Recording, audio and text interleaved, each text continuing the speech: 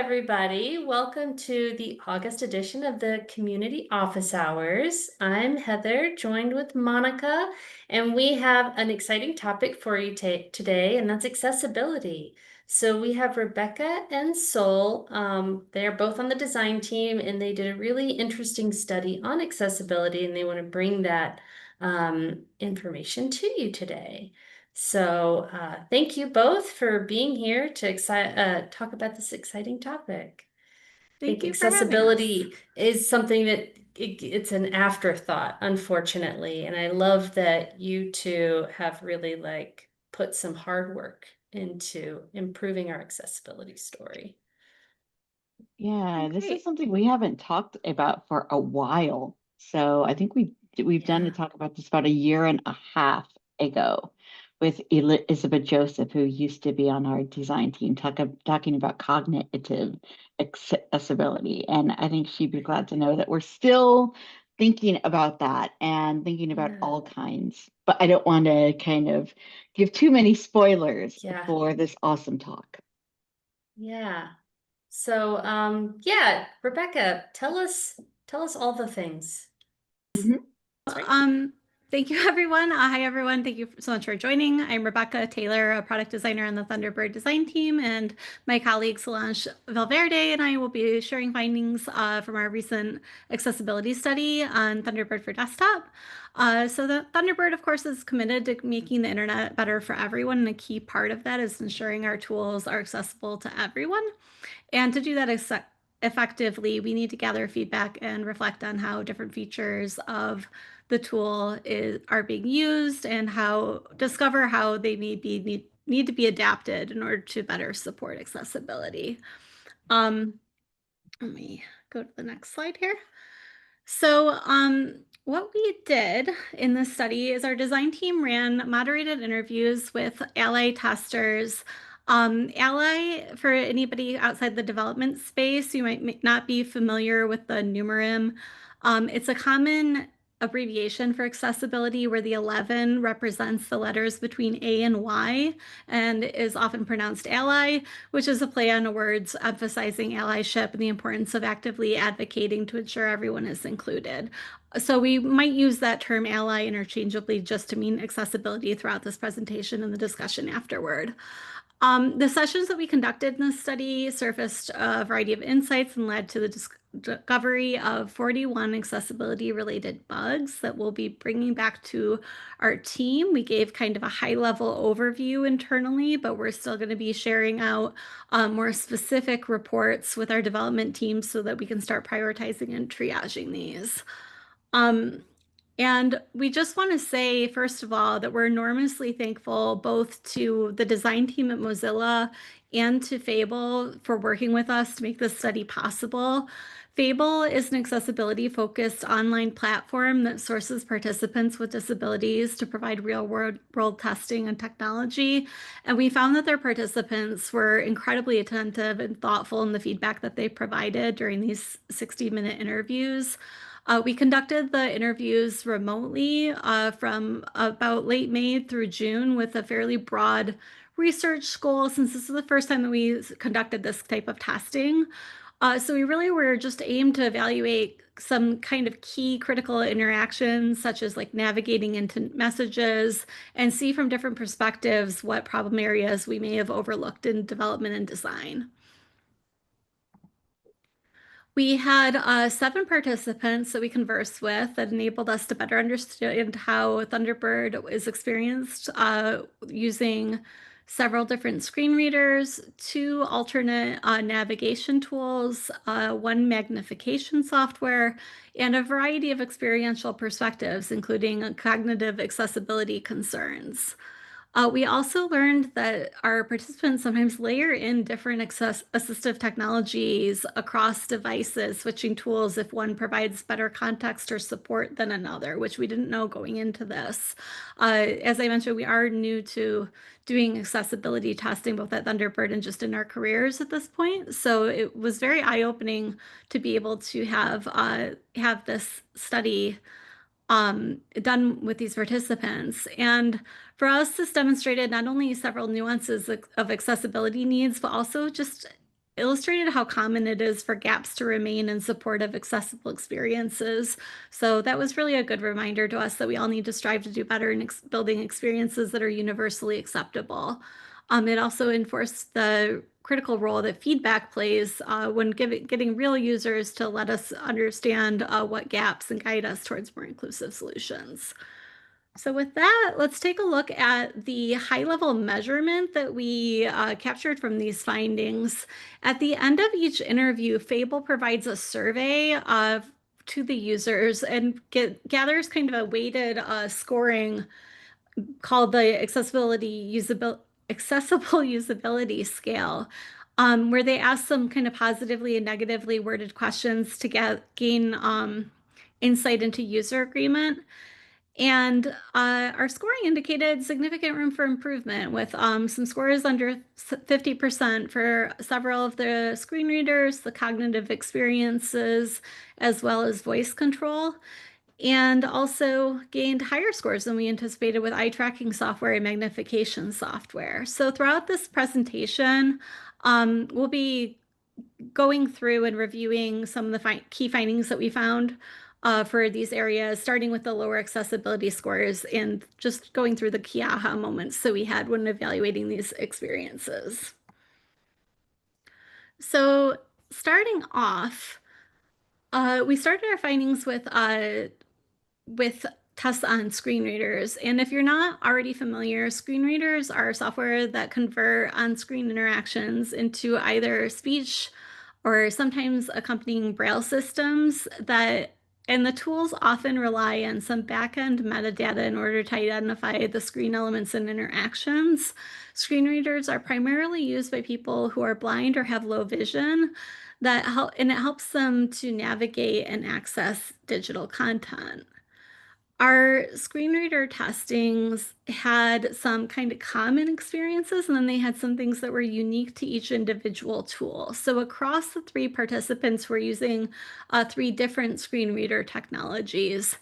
For us, we uncovered several common challenges, including a lack of support for expected keyboard shortcuts to back out of actions, which refers to needing to use the escape key to kind of close out of a message. And with that being missing, it's almost like if your enter button was missing at the end of trying to insert a line break. It's really something that's so commonplace that it's disorienting to not have that as part of your experience. And there also is a disorienting experience when using the primary search bar due to the focus trapping inside of our edit search field. And there were a variety of semantic tags that were missing from different elements at different layers of that kind of search result experience that were eye-opening for us. And we had some new perspective on how the complex search filters are also read off prior to even interacting with the search results, which disrupted the flow and context on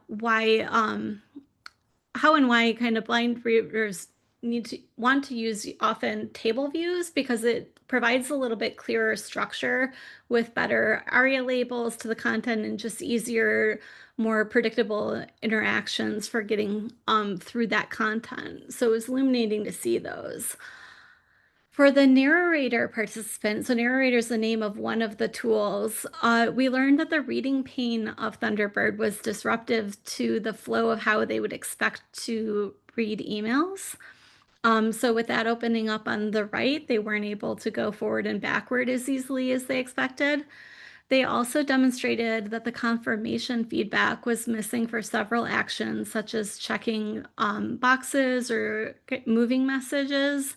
And we discovered a bug where the reader wasn't recognizing state changes for enabled versus disabled menus, which allowed for some pretty confusing interactions where things that were not intended to be interactable were allowing them to click, but then not actually following through on those. For the JAWS software, we found message bodies were unreadable with a Braille display that was alongside with JAWS. And when composing or reviewing a message which was and this, I'm sorry, this produced either when they were composing a message or when they were trying to read a message. So it was critically disruptive to the viewer to not be able to engage with their email content. This participant had noted that in order to, the screen readers are constantly reading off interactions as they go through the software. So to kind of minimize how much they were listening to, they like to kind of have that split of reading the actual like text heavy content on their braille display while listening to the other interactions. And it was kind of their preferred method, but it was really disruptive to not be able to have that as an option. And the panes on JAWS as well, they didn't quite support the expected keyboard interactions for moving in and out of messages. And we found, again, that checkbox feedback was unclear. Additionally, when using filters, at some point, menus silently opened. So they should announce themselves if something comes up so that the user knows that there's a display of a couple of options, and there were some things that were showing up without announcing themselves. So that's very problematic. NVDA is the final screen reader. This is the open source one. And we learned that there were some areas with confusing menu structures, especially for folder creation and subfolder creation, where the user would prefer to have a more contextual location in order to choose where they're creating the folder. This was really more of a usability issue that didn't just come up in relationship to that assistive technology tool, but also came up in other interviews because, but the limited context and like just looking at everything from these different perspectives, it becomes more pronounced and obvious sometimes when some of these issues arise with how we've designed things to not quite be in the appropriate proximate location. We had some areas with subfolders and dialog menus that demonstrated unclear or confusing label structures when navigated that surfaced this way. And also throughout the application, there were times that we were not prioritizing the content well with where the focus was presented due to reading off a variety of secondary calls to action rather than locking in on focus on the current action. So the example that I'm giving down in the lower right corner here is when you're trying to open up your inbox, you kind of expect to go immediately to your inbox or your email messages, but through the screen reader experience, it first is reading that first icon for get message, then it's reading the button label for new message, then it's reading the menu button below.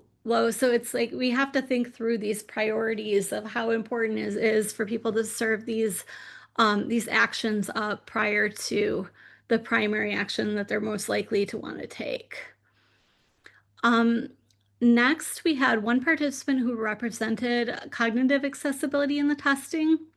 So cognition refers to how people think, learn, understand, remember, pay attention. And reducing barriers for these makes tests easier for everyone, but cognitive accessibility is especially important for users with ADHD, dyslexia, autism, intellectual disabilities, memory challenges, or brain injuries. The one user that we had as a tester for representing this group noted that their concerns were around focus and executive functioning. So executive functioning deals with mental processes for organization and regulation of things like attention, memory, and task management. And this user particularly noted a sense of overwhelm with the technical setup questions they were served when getting into the software, distraction with the amount of unused white space. You can see the way that their wide screen really blew out the white space in between items to make things a little bit more difficult to read and see. The small font size that was set by default, as well as they demonstrated some areas where our layouts behaved unpredictably, such as panes snapping without an apparent method to immediately undo that behavior. The participant also verbalized some points of confusion around our labeling verbiage and the search results. And additionally, they noted a similar concern as our NVDA user had with the folder controls lacking kind of proximity to that expected action.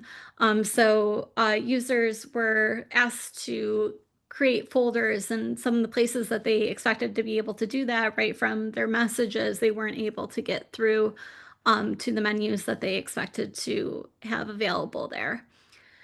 And this user was also uniquely concerned with forgivability of mistakes noted, like for in the compose window, the location of the attach button was in a place where they expressed that they might be worried that they would accidentally attach something to their email because that was where they were expecting to see the send button in the upper right corner. So um, there are some unique concerns there. And next, I'll hand it over to Sol to cover our findings on voice control. Voice control is a tool that allows users to navigate when they have limited mobility or dexterity, just so it's easier to do a voice command rather than like control a tool like a mouse. Now, the key findings that we found were the fact that we need to improve the amount of labeling we provide within our application. We saw that there were issues in which the user mentions that there are 3 ways to navigate voice control. You have numbers, you have labelings, and you have a grid system. It's normal for a user to be able to rely on the numbers or labeling because it's easier to say click number 3 rather than like going into a grid system in which you're seeing the whole grid and you're slowly zooming into the area that you want to click the action. Following that, it's also the font size that we provided as default also generated a little bit of discomfort on this kind of navigation due to the lack of our labeling system. Then we also need to prevent out of focus shifting when scrolling through emails, as then the focus is shifting between one component to another. And if the user is not expecting that and is trying to open something or navigate, and we change things without them knowing, it can cause jarring constraints to the user. Dictation support also needs investigation due to the problem that activated macOS voiceover in the compose window. There was a moment in which it was just too complicated for the user to try to create or compose their own email. Yeah, for Magnification, which is one of the ones we did hire a little bit higher, it's a tool or software inbuilt with features that do enlarge the screen. So it gives support to users with low vision, and it gives even a larger text, icons, and visuals so they can interact effectively. It helps the user, as we see on this screenshot towards the right. This is how big they really see the screen. Like, even though they have the whole screen to explore, there is this zoom version, and this is as much as they're zooming in to go through things. So users who have very low visual, they can still don't have to really increase the font of the whole application, and they can just like use like a magnifier just to go and like look through each label and try to like figure it out themselves. Something that they come across was the lack of contrast for some unread indication buttons and highlights. And these tend to happen sometimes when things are too spaced out, and therefore they're not all within the constraint that they have. They have only a very small area that they're focusing on. So having to find all of these kind of like things like highlights that we showcase just to indicate changes can be a bit of a difficulty for them to access. Then we also have a pane layout. By default, I believe at the moment, the layout is towards the right. In the past, in like version 102, how we used to ship Thunderbird, it used to be you have your table view, and at the very bottom, you will have emails open up.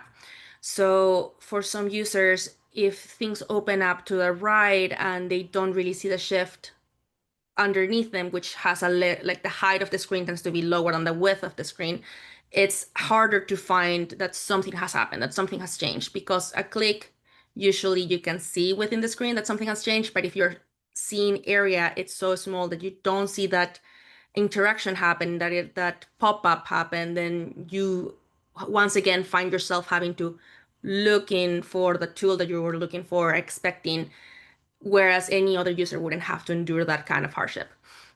So ensuring that like the focus snaps. So if they create a new message, then it should like snap to a new element. In this situation, we would be moving the focus, but in a way that would make it sense to the user following what they are expecting to do. We want to clarify folders path and hierarchy for message views, and we also need to stabilize cascading menus with hover delays or key press due to accidental closure, just because they're using their mouse not only for the magnification, but at the same time they would be using it for menus. So that can also become a little bit of a moment in which the mouse doesn't know which one to respond to. Now, for eye tracking software is something that it was my very first time seeing.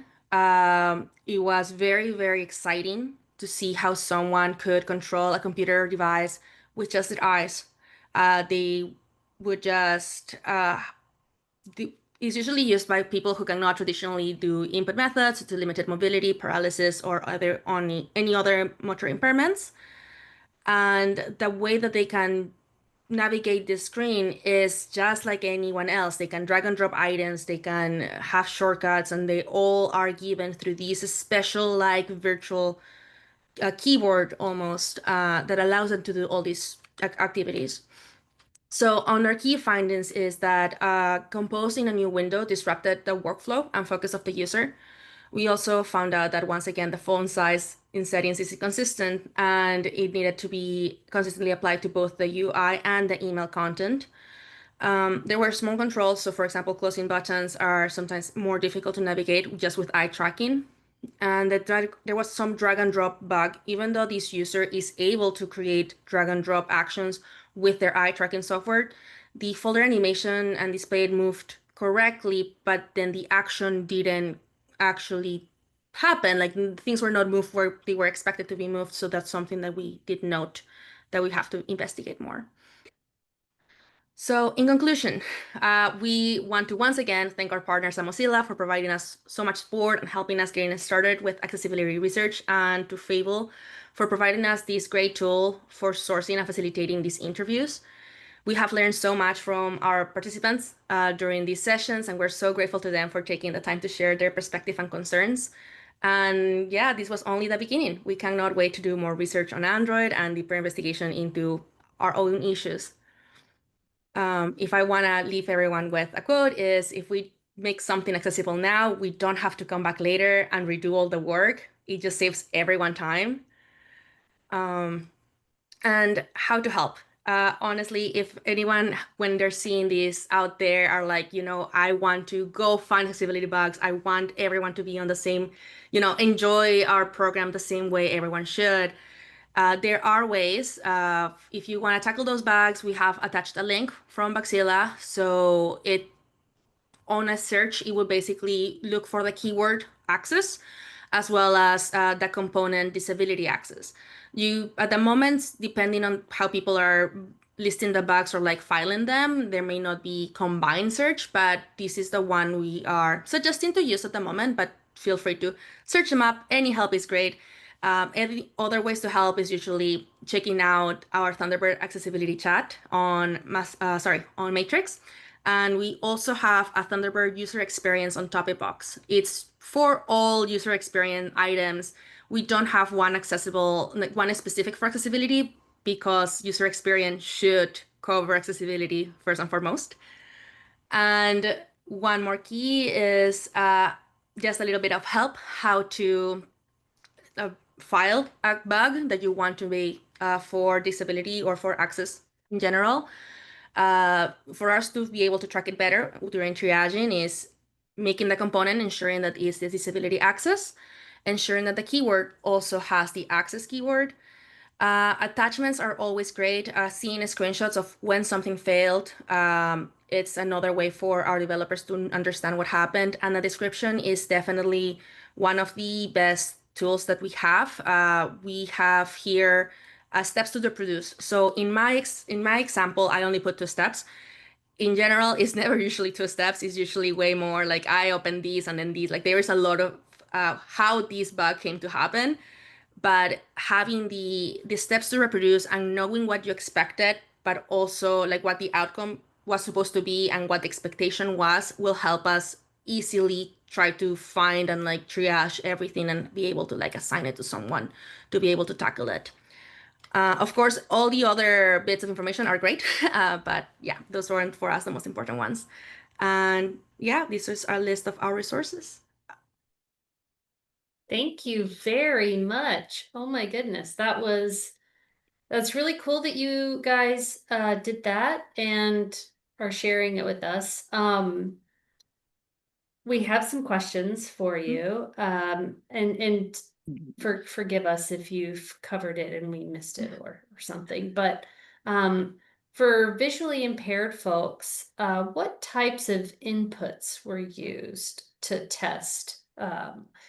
Was there like a Braille keyboard as well as a regular keyboard as well as voice? Did you do it for each like screen reader tool? What can you talk a little bit about that? Sure. So there were three different, so narrator, NVDA, and JAWS were the three different screen readers that we did testing with. And several of the users did note that they had multiple of these tools available to them, but in order to kind of isolate so that we knew which one was we were kind of we were seeing them interact with, we had them just have use one at a time. One of these tools, I believe it was JAWS, I hope I'm not remembering that incorrectly, had a Braille display along with it. So that was used in combination.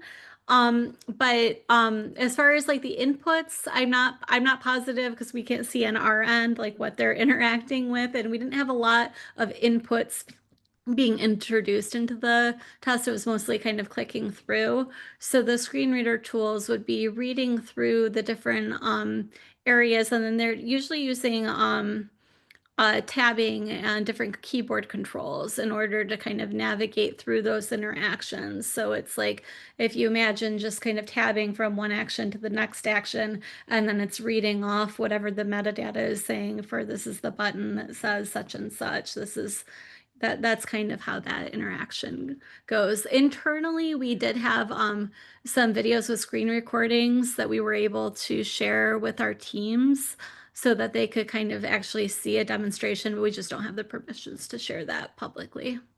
Okay, all right, that makes Yeah. sense. Thanks. Yeah. Yeah, and I think that my next question builds off that pretty well. And we kind of got into this, I think, with the chart showing kind of the different performance. But was there a notable difference in functionality between the different input methods that Heather was just talking about? Well, something that we did notice, as Rebecca has already mentioned, is that while they had their main, we were testing, like for example, we had someone who was exclusively using narrator, but the moment they would hit a roadblock, they would let us know, oh, we are actually, like what I usually do is I change into now like narrator, or I sell into JAWS or NVDA. Like they would like start kind of like trying to like figure it out, because it is something that like I had not expected. While I understand that like uh, how to navigate myself through one of the devices or like the inputs, it was for me eye-opening that like they usually do understand that each of these inputs tend to have their strengths and also, you know, like their weaknesses. And they just do use a multitude of them just because they're like, okay, well, I'm gonna run through this one, then they're like, turn it off, then they turn the next one on. They know when to change them, and when they really like none of them are working, that's when they usually are like, oh, this is really a bug and I cannot like finish the task that I've been assigned. So while we did notice some differences between each input, it's also important to recognize that like the users don't rely only on a single item. I think that was interesting. And so it's just, I think that, you know, the value of like having access to people who are using these tools every day as just part of their, Yeah. you And know, They had Fable does an shortcuts. Fable does an amazing job of sourcing their participants too, so that they're getting people in the like high technical skills category, which makes a big Mhm. difference for them for being able to run a test like this. Because if you were just, we wouldn't be able to troubleshoot the challenges that would come up with when these tools aren't working. But our participants were able to immediately say, oh, this is interesting. This doesn't work in this tool, but I know that I know that when I use this other tool that it actually reads off what I'm expecting to hear here. So that was very helpful. Yeah, that's neat. Uh, you had one slide that kind of showed the test account and had, I think it was from the voice commands where it had numbers placed around.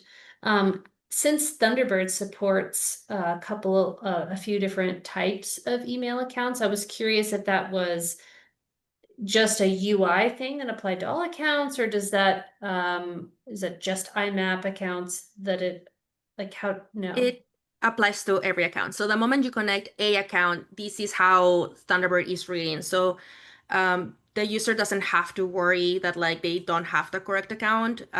It is Thunderbird desktop as a tool that is connecting or like it's creating these kind of accessibility paths. And this is why we have to be better because otherwise no other account can like no accounts can really read it or all accounts will be able to read it. Yeah. Got it. Well, that I think makes things a little bit better, that it's kind of a layer on top of everything, independent of what type of protocol. Yeah, Yeah. it's really interesting how those number layers, I hadn't ever seen it before, but the way that they work is if you've coded it correctly to provide the number labels over, for example, every email, which we didn't do, then you would be able to say number 26 and it would open that email. Mhm. If you don't have that, it provides just a basic grid so that you can pick it like, think of a bingo grid or something. It's like B6. And that's not the labels that they use, but that's just so much less targeted that it's more inefficient, but it's provided as a backup so that they can kind of at least target areas when the developers have missed things that they need. But ideally, we can get this to a state where all of the basic interactions are adequately labeled. Okay. Yeah, I had never seen that before either, and I thought that was pretty cool. Yeah. So with the when you all were finding things like critical bugs, especially in things like NVDA, being unable to read messages, and of course, we've got this whole tradition of working with upstreams. Were you able to get in contact with the tool provider so that way they knew, like, hey, we've noticed this bug? At the moment, what we have done is as part of the design team and also going into accessibility committee and everything, we have been doing these interviews with Fable, seeing how our users go through things, and as people who understand how the tool Thunderbird is used to work, we can notice the bugs. We've been keeping track of them. We have filed them with development, but like we have not done the full handshake at the moment. Like there are certain bugs that like we understand not only development is going to take care of them, but we want design first to give a full overview. So the moment that we realize that there is actually a constraint because of the accessibility tool rather than like ourselves would be the moment in which we would do that, reach out to them. But at the moment, we're not on that step yet. Okay, but it's something that we're working towards. Yeah, like I'm unsure if we will really need to reach out to them. Like, then again, like I think that that would be more on the developer side. Like if they realize, oh, there's actually something that don't work between the two of them. Design team can Yeah. hope that everything will be rainbows. Yeah, I think a lot other than I think maybe like the issue with that certain voice input not working, a lot of the issues that we discovered were things that on our end things weren't programmed in a way to account for the interaction with the tool. It wasn't necessarily the tool itself wasn't working, but some of those are a little bit more nuanced with us not having necessarily that expertise where we need to really work with our developers, have our developers investigate and try to identify for certain where the root cause is and also figure out how to prioritize it um because we have to work that into our workflows. Right. That Yeah. makes sense. Yeah. to have that. Triaging things is important. It is. Yeah. And I think that you were smart to kind of take that approach of, making sure that our developers knew about it so they could take a deeper look and then shepherd it if it does need to be reported upstream or not. And I It's think it not was great that we had that opportunity to be able to show some of those videos internally and see, like, some of the teams immediately let us know that after seeing, they were just hopping right in to take a look and investigate some of the issues. Because I think just as people we're programmed to learn narratively, we're programmed to learn by stories. And when you see somebody else and actually, rather than just reading a report that tells you that you should test something this way, but you actually see and hear a person just have that experience of feeling the empathy for what they're struggling with. It sticks in your mind better. It makes you understand that you need to act on it. And our teams are taking that more seriously, but it also helps us as designers to be able to have this opportunity, because now on all of our projects going forward, we can think through all of the different learnings that we had and take that not only just into Thunderbird for desktop, but into all of the different projects that we work on, and just start to flesh out. Kind of getting ahead of things is always easier than triaging after the fact. Yep. That's true. My next question kind of builds off of the last one. So you've done a good job of like reporting these issues internally so that they can get looked at and shepherded if needed. Do you know of any like direct action in terms of like roadmap changes that might have come from this interesting study that you all put together? No, I personally don't know of any roadmap changes necessarily. I know that we do know that we, even in the future, want to do more accessibility testing throughout other Thunderbird tools that we have. So definitely accessibility is high on everyone's mind, but roadmap itself, that's a beast. So that one I'm not aware Yeah. of. No, that's fine. That's fine. Right. And as you mentioned at the end, what's awesome is that this study happened in large part thanks to our partnership with Mozilla, and that got our team access to Fable. And so, do you all think that this collaboration, this help that they were able to give us, is going to continue into the future? Yes, actually, we are having a work week soon enough for the design team, and we'll be able to see someone from Mozilla there, just so they can come and give us some pointers, like help us catch up in accessibility to them. I know Rebecca and I have I think like a meeting with accessibility team in Mozilla as well, just as we're all excited to make just the tools that we want that are open source to be accessible for everyone, as it is important. Like why should tools not be accessible for everyone? And we just want to make sure that not only we wish it, but we can also flesh it out. So with their help, it's gonna continue and they're gonna help us grow, and we're very, very thankful for them. Yay! Well That's said. great. Rebecca, you kind of mentioned about how we can think about accessibility like going forward when we're designing new tools and such. So there's a calendar UI redesign, and there's others that are coming. Has there been thought about exactly how we can think about accessibility, like when we're baking these new changes in?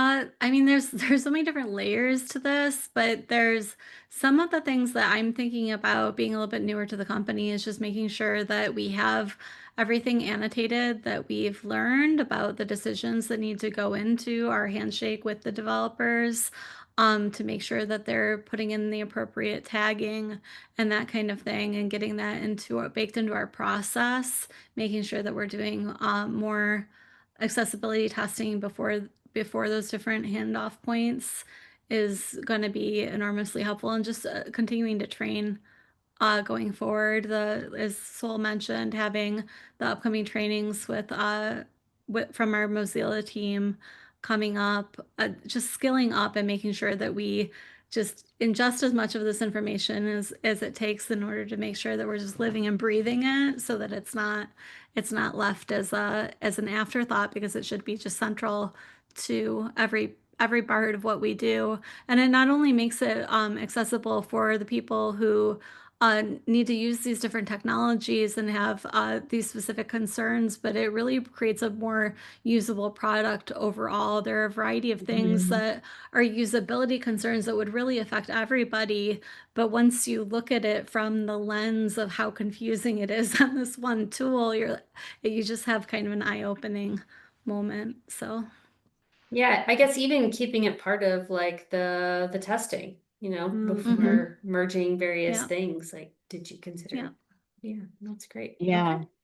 And I just love how you point out that accessible products are better for everybody. I don't know if you were at this meeting, Heather, but one of our sprints at Canonical, when Heather and I were there, was from our design team there, and they were talking about accessibility for Ubuntu. And they started out with a story, as all great talks do, about the OXO brand and how a man developed it for his wife with arthritis. But OXO's products are just amazing. Like it's like, yeah. And so it's just, Yeah, you make ergonomic, yeah.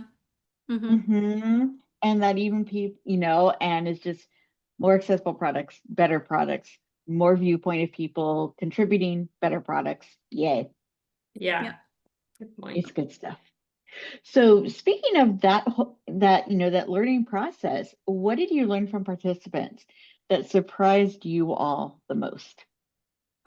Personally, the one participant that surprised me the most was the user who used magnification, mostly because this participant had very low visual capacity, but it didn't mean that he couldn't see, which meant that they would use magnification tools to try to find things, as he already knew the tool to a degree, and he would try to find things where expected. And when he couldn't, he would also use screen readers.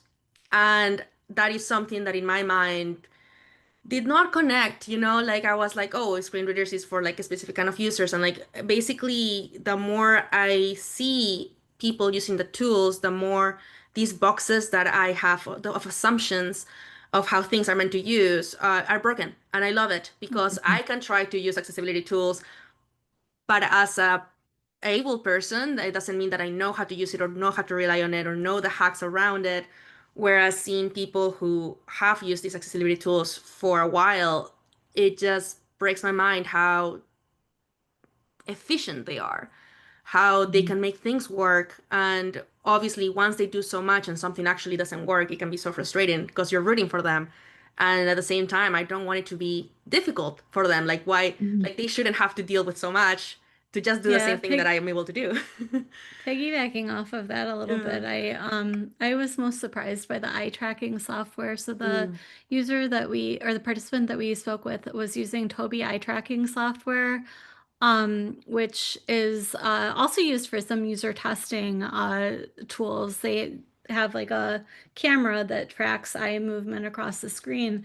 And I think what surprised me the most was just how good and how many different interactions where he was able to seamlessly perform. But then what's even more surprising than that is you would think that that would be like such a more significantly technically advanced, and it probably is, technology than something like voiceover or like, these other tools. And it just shows how far we have to go and how much of a difference it makes to be able to develop something intentfully and to be able to really work in tandem with what these tools can do to provide these seamless experiences. It never just is happenstance. We need to make it happen. So there's a lot of work to be done in in supporting the screen readers, especially.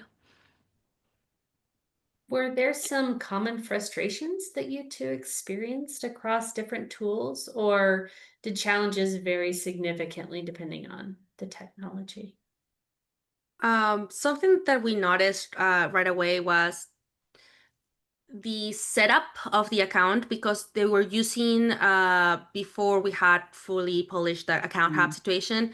It was a bit tricky for a lot of users. It felt that they it's not that they couldn't do it, but it was too confusing, or like they were almost done and they like the last 2% for it to be finalized is when we would come in and help them out. And they're like, oh, well, now that you're here, we can do it. And we're like, well, that doesn't feel nice for anyone, right? Because Yeah, they and it was almost got technically it. out of scope for our study, but it was definitely something that we took to heart and took note of, that the setup concerns are something at some point we'll need to take another look at.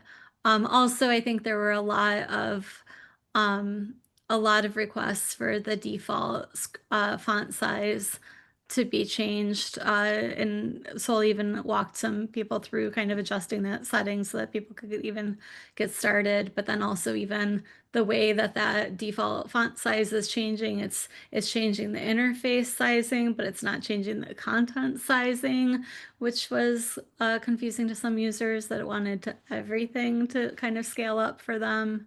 But yeah, there were a lot of things that were unique to individual tools. Like obviously something that affects like the labeling, that the voice control isn't going to be the same kind of thing that you need for some of the other tooling. But then there were a lot of general usability things and just issues that like our moving messages into folders was something that was kind of a convoluted process, regardless of what tools you had and what perspectives you were coming in through. So it was very enlightening.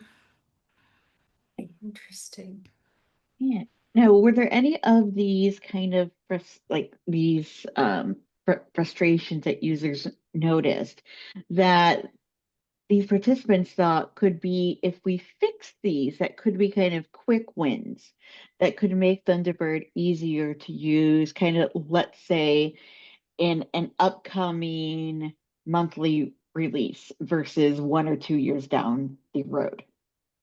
I mean, yes and no. Like Rebecca had mentioned, like a couple things here and there, like the font and like the density or how things were like, like displayed right away. Like our default, how we present it, if we were to like, change that a little bit, it would be such an easy win for anyone to be able to just start using it. However, while it's an easy win, as part of the design team and user interface or user experience, we also want to ensure that it's not like, oh, it's an easy win, we are just gonna quickly change all of these, but we want to ensure that if we do change it, we change it with knowledge, we change it with intention, we change it with like some user testing, even like ensuring that like it's not just like a band-aid fix once again, but a fix that should actively stay that way, or like will improve later on, but doesn't have to be improved as often as it tends to happen with some Thunderbird, like the quick fixes that happen. Mhm. I Yeah, think that makes I complete sense. Yeah, I love that. And I think this next question kind of builds on that. How might these insights that you gained during this study shape Thunderbird's long-term accessibility strategy beyond just fixing bugs? It sounds like really thoughtful decision making is part of it. What other kind of long-term accessibility strategy changes do you see that might have come out of this? I think there's overall a big push for this internally, and it's becoming a bigger part of our conversations internally about the processes that we need to follow, the processes that we need to fill, the trainings that we need to take. So um, I think it's just it's iterative by nature, that we're just going to take it a little bit by a little bit. So it's not necessarily just this study, but this study is really kicking off the start of the era of accessibility and driving And I think it's changes. So Yeah, it's not only like, that like, well, that is amazing. And like, I know that the more that we show our coworkers, it's like, hey, look at all of these things and how people either are not being able to do things, or like how things that you've helped with make their lives easier. But it's also, thankfully, slowly across the world, there's a little bit more of a push. Like we have coworkers from Europe, and there being like, the Europe Accessibility Committee and all of these like changes coming up are helping everyone to kind of pay attention to it. And we just want to be able to push with it at the same time, to be there and like not be late to the party, not because like Mhm. because of us, and like we don't want the company to not be like that, but it's more like I want our tool to be accessible as soon as we can get it to be for everyone, rather than like Yeah. all the other things, right? So, and I think that a lot of our users share that mindset, and a lot of our like workers share it too. They all tend to be here in order to like wanting a better, online world, and this is part of it. Yeah, I think that a lot of open source projects um, struggle to do all the things they want to do because it's mostly volunteer based, right? Mhm. And I love that we are prioritizing accessibility, and this is just yet another way that we can kind of lead by example and hope to, not just improve our tool, but invigorate the open source world about, hey, we need to pay attention to this, care about it, and do something. Yeah, it's great. So if you could recommend just one mindset shift for the team as we enter this era of accessibility, or age of accessibility, what would it be? I know that I did this kind of like shout out a while back internally, but it's kind of like if you think about it, sure, a user with low vision it struggles on a daily basis with any tool. However, if you're outside and the sun is really bright and your phone is low battery and you have like, low brightness, your visual is also pretty low, right? Like you may not suffer with it day to day, but everyone will really benefit out of any changes and improvement we do. Like maybe you are a mom with kids on your hand, like you need to do things and like voice command.